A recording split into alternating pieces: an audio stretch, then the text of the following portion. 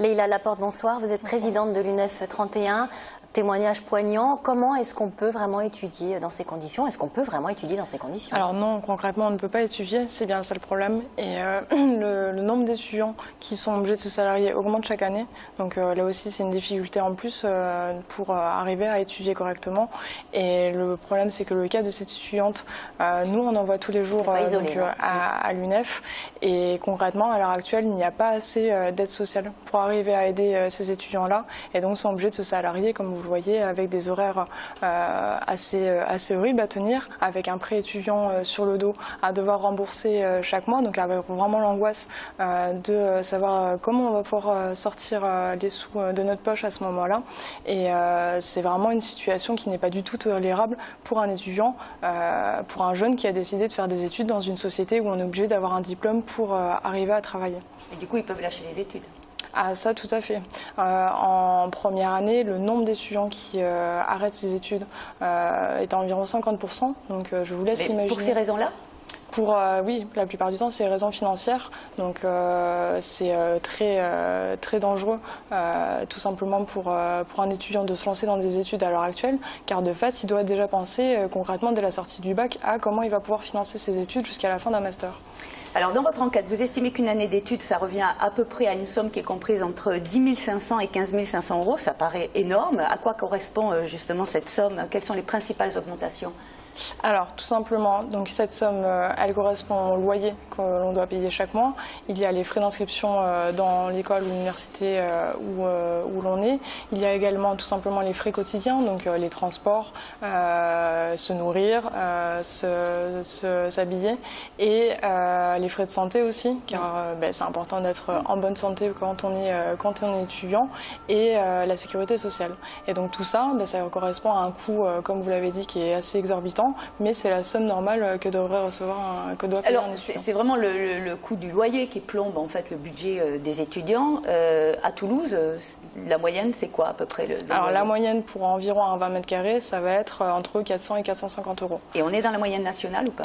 On est un peu en dessous de la moyenne nationale, donc on a cette chance-là. Mais après, concrètement, pour un étudiant, débourser 450 euros par mois... Alors qu'est-ce que vous pensez justement du projet de loi de Cécile Duflot, donc la ministre en charge du logement, entre autres, qui a donc proposé dans son projet de loi d'encadrer les loyers dans les agglomérations et qui a proposé également le cautionnement solidaire?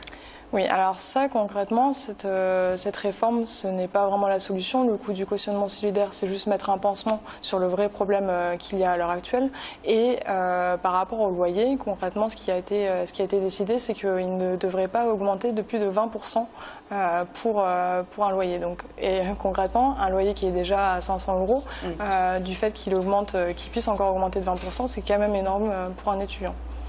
Le gouvernement a également confirmé il y a quelques jours que dans le cadre du projet de loi des finances 2014, il allait supprimer la déduction d'impôt pour frais de scolarité des étudiants. Alors par étudiant, on pouvait déduire de ces impôts 183 euros, donc ça ne va pas arranger les choses, hein.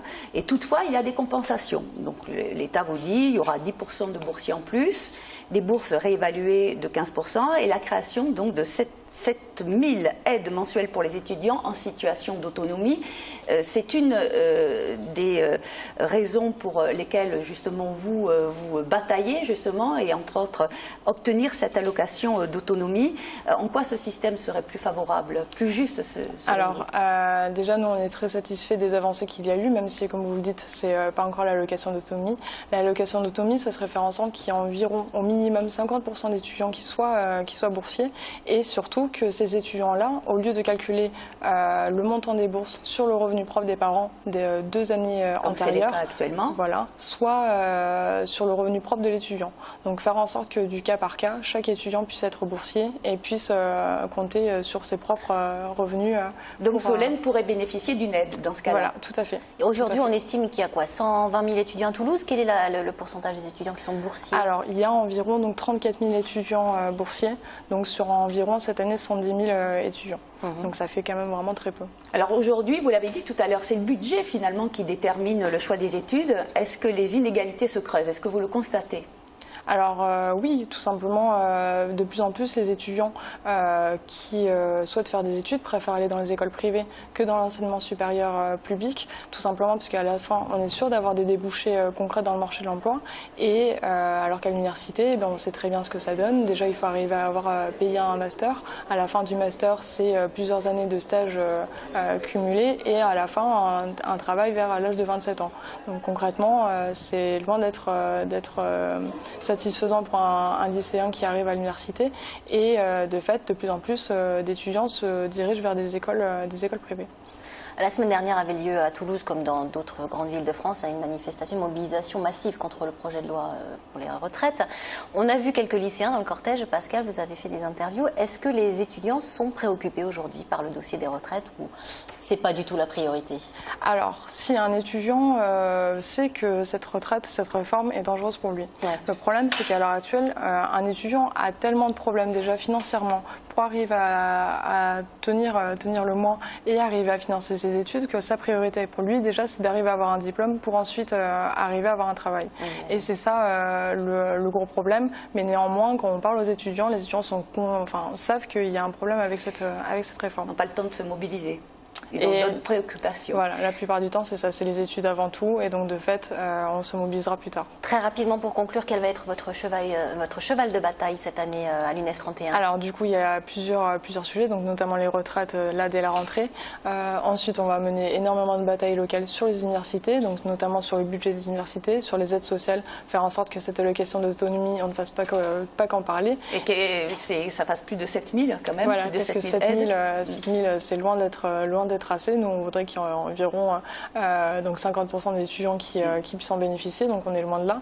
Et faire en sorte que tout simplement l'enseignement supérieur se démocratise, qu'il n'y ait plus de filière sélective et que ce soit ouvert à tous. Un monde idéal en quelque sorte. Merci Leïla d'être venue sur ce plateau. Merci Pascal pour votre éclairage.